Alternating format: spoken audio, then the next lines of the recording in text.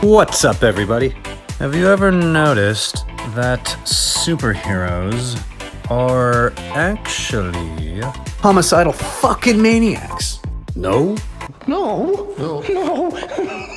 Well, don't you worry your pretty little faces. Oh, shh. Because I did. Don't believe me? Well, let's get to it, and I'll show you. First on our list, Iron Man.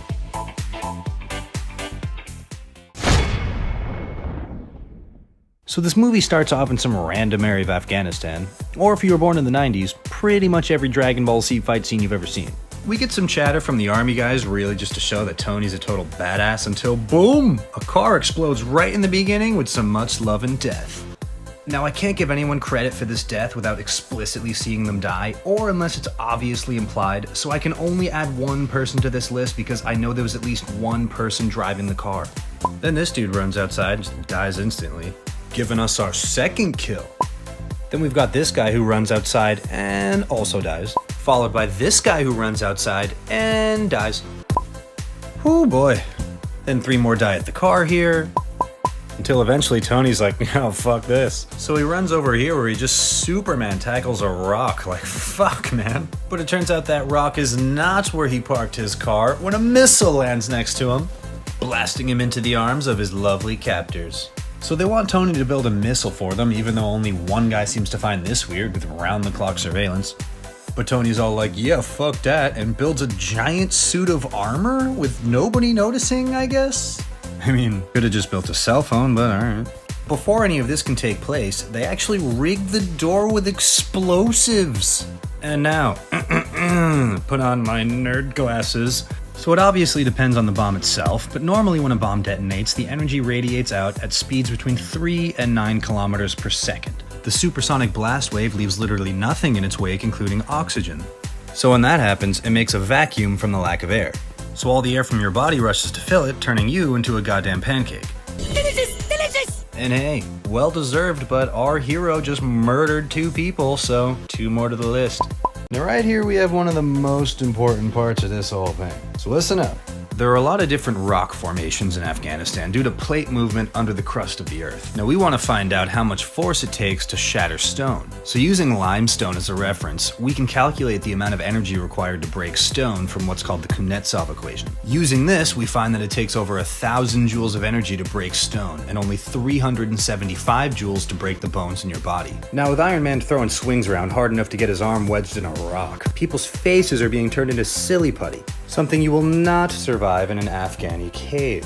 Now this one dude rushes in to try and settle the situation, but ends up getting bitch slapped like 20 feet across the room. And then I guess they didn't really notice a giant robot approaching him because out of nowhere these 2 guys get sledgehammered into the wall.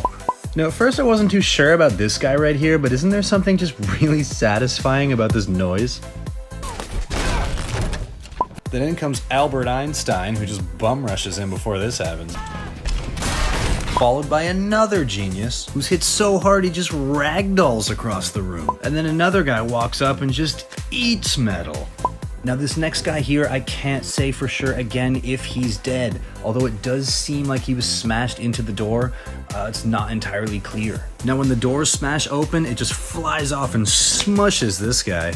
Now it's not possible to say exactly what the metal was that made up that door, but your average wrought iron door weighs roughly around 300 pounds. So I'm gonna go ahead and add this guy to the list. Unless you've had a flying 300-pound metal door smush you into a rock, then feel free to refute this kill. And then, hey, it's Tony's friend! And he's dead. And then Tony walks outside and just fucks like 10 people. Now bear in mind that flamethrowers work on the blowtorch principle, so while the fuel is burning, the temperature of the flame reaches 1,000 degrees Celsius. So first we get this guy who is definitely dead. Then we have this guy who's already on fire. And when the flames are 1,000 degrees Celsius, I'm willing to believe that if you're on fire, then you are probably gonna die. Then this guy explodes and goes flying back, which we already talked about how that works, so he's definitely dead. Then when he's done lighting everything on fire, he just blows the place up and leaves. Now from this shot here, I count 5 guys. There might be more, but this is kind of a conservative estimate, but we can't say for sure that there are more, maybe, so we're just gonna call this 5. So we're barely into the film and Iron Man has killed 18 people? Imagine if they all had families. Like this guy right here ran an orphanage for the blind and deaf. Well, Tony, good work.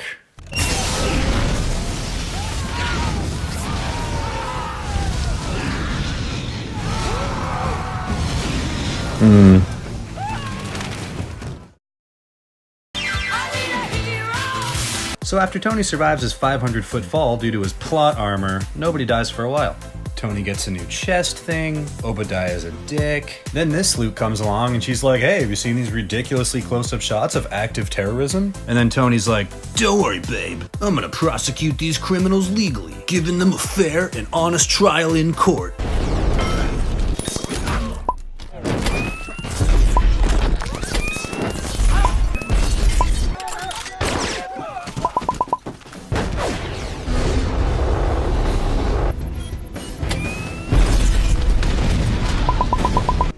I have successfully privatized world peace.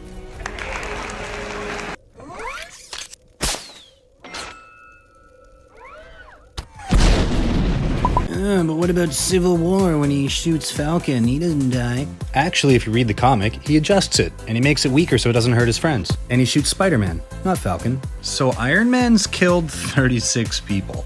I'm pretty sure Batman would be a little bit upset. I mean, thank God Obadiah has all these guys gunned down, or else this would just be fucked up.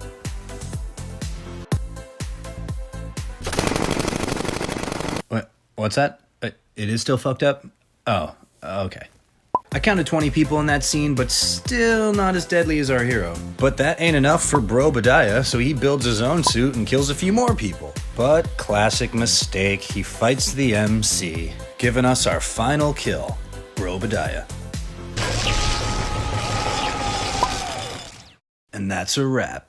This movie's got a runtime of 126 minutes, and with 37 kills, Iron Man kills someone every 3.4 minutes.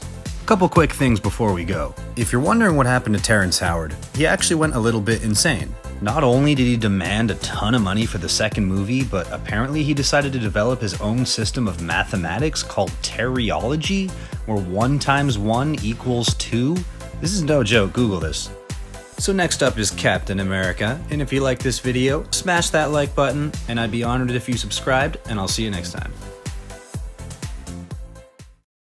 Although to be honest, the music might be a little different next time because I've been listening to this song so much as I edit it that I kind of feel like...